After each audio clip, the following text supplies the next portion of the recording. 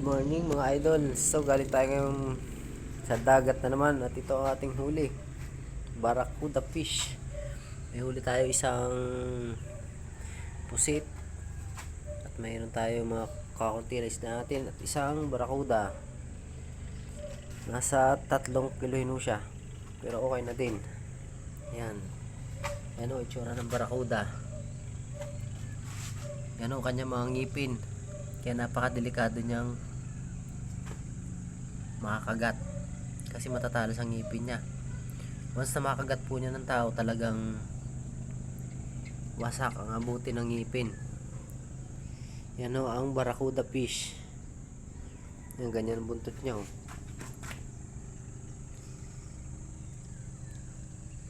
Lampaso siya sa planggana kung lagayan.